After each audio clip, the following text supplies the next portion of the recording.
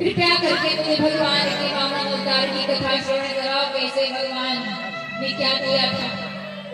तो बड़े भाव के साथ में बताया कि भगवान का मन हुआ राजा बलि को छलने का। राजा बलि के द्वार पर गए, राजा बलि नहीं मिले, सैनिकों से बहस कर राजा बलि आए, 3 पग भूमि मांगी और 3 पग भूमि जब भगवान ने अपने कदम आगे बढ़ाए तो सर्वस्व नाप लिया।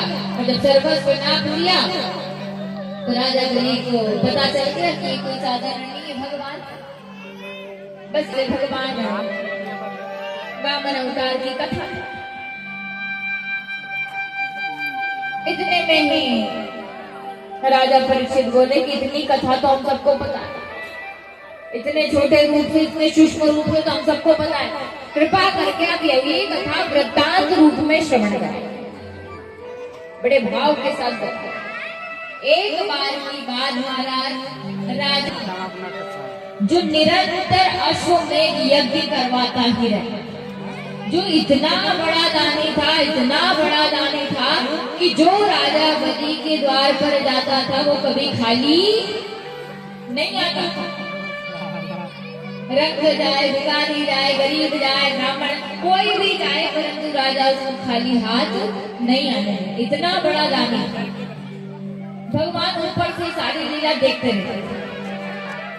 भगवान ने सोचा क्यों ना मैं भी एक दिन राजा बलि को छलने के लिए जाऊं,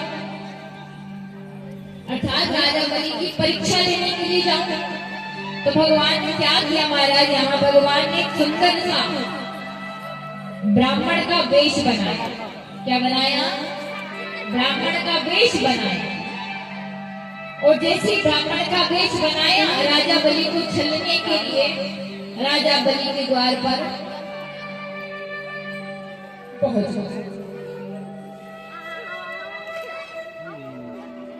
राजा बलि के द्वार पर पहुंचे। राजा बड़े व्यस्त थे क्योंकि इनके यहाँ अश्वमेध यज्ञ चल रहा। धीरे धीरे धीरे समय अनुकूल हुआ। राजा बलि के सैनिक मिले तो सैनिकों ने कहा कि देखो राजा बलि तो बड़े व्यस्त हैं, आज आपको क्या चाहिए हम प्रदान कर देंगे। ब्राह्मण के वेश में बोले कि हमको कुछ भी नहीं चाहिए, हम तो जा रहे हैं। सैनिक बोले अगर आप यहाँ द्वार पर आ गए हैं तो आप खाली हाथ नहीं जा सकते, आपको कुछ ना कुछ लेकर के जाना ही पड़ेगा। ठीक है, अगर आपको मुझे कुछ देना है तो आपके राजा को बुलाओ। राजा बलि आए।